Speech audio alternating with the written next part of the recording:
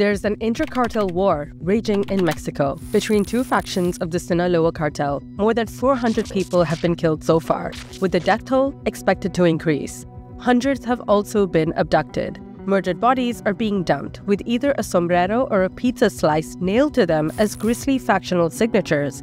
A mobile phone chat with the wrong person, like with a member of a rival faction, can mean death.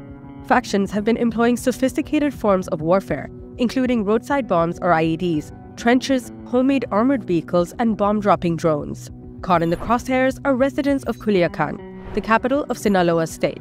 The situation is so bad that authorities had to ban Halloween costumes this year to avoid residents being confused with criminals. Why is this happening? Because of a major rift within the ranks of the Sinaloa cartel, one of Mexico's most dangerous criminal organizations. Here's a little background. Sinaloa, which was headed by drug kingpin Joaquin El Chapo Guzman, split into 4 factions after his 2017 arrest. That fentanyl epidemic in the US? The Los Chapitos are among those responsible for bringing the zombie drug into the country. Their leaders are El Chapo's sons, Joaquin Guzman Lopez, Ovidio Guzman Lopez, Ivan Archibaldo Guzman Salazar, and Jesus Alfredo Guzman Salazar.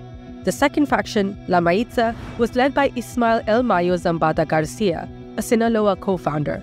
The third by Aureliano El Guano Guzman Luera, who's El Chapo's brother, and the fourth by Rafael Caro Quintero, who was arrested in 2022. An internal struggle had already been brewing between the Los Chapitos and La Maitza. That struggle fissured when on July 25, 2024, El Mayo met with Joaquin Guzman Lopez of the Los Chapitos. They were going to take a private plane to look at real estate together and were accompanied by the governor of Sinaloa. Speaking through his lawyer, El Mayo claimed that Guzman Lopez and 6 men in military uniforms forcibly kidnapped him near Culiacan, where he was thrown into the back of a pickup truck and taken to a landing strip. From there, he was flown to El Paso, Texas, where he was promptly taken into custody by U.S. officials, along with Guzman Lopez, who allegedly delivered El Mayo for a better deal. El Mayo accused Guzman Lopez of the cartel's cardinal sin, betrayal. The arrests were followed by weeks of tense calm before the storm hit in September. See, El Mayo and Guzman Lopez's arrest had left a leadership vacuum within the cartel. El Mayo's son, Ismael Zambado Siqueiros, known as Mayito Flaco, took up the task of revenge on behalf of La Maitza.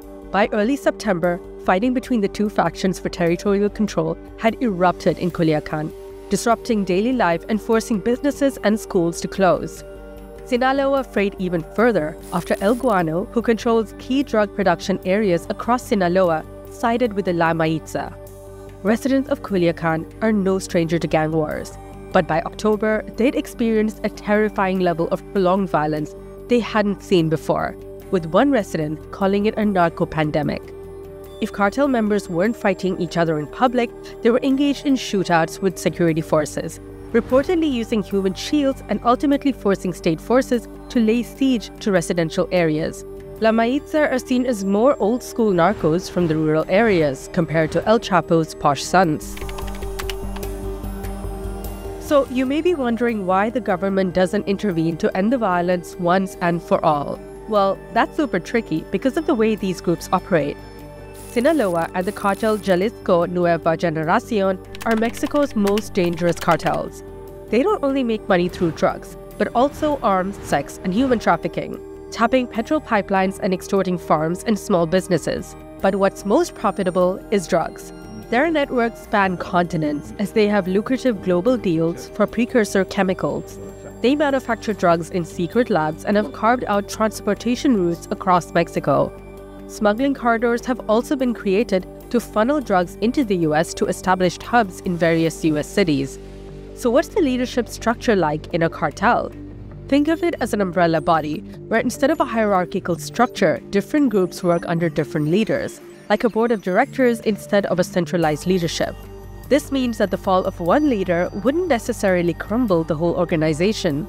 But as the US government notes, this makes cartels vulnerable to internal power struggles and fluctuating alliances, as we can see with the latest war. Governments are also cautious about poking the wily bear. Mexico had in the past tried to stop cartels, but they unleashed a wave of ruthless retaliation. Former President Felipe Calderon's military crackdown on cartels failed, and his successor Enrique Peña Nieto grappled with the fallout. Former President Andrés Manuel López Obrador tried a different tactic: abrazos, no balazos. Hugs, not bullets. He improved social welfare programs to lure the youth away from joining cartels. It was seen as a weak and ineffective approach, which led to cartels expanding during his term. Obrador responded to the intra-cartel rift by blaming the US, an accusation new President Claudia Sheinbaum has echoed. She's also pledged to strengthen the National Guard and intelligence agencies and has deployed the National Guard and military to quell the violence. This has resulted in violent armed confrontations between cartels and state forces. Mexico's security forces are facing an uphill task. A local army commander said it's up to the cartel factions, not authorities, to end the violence. With Sheinbaum's new administration still finding its feet, can Mexico have a future without any gang violence? Or will the new government's response be just another failed attempt?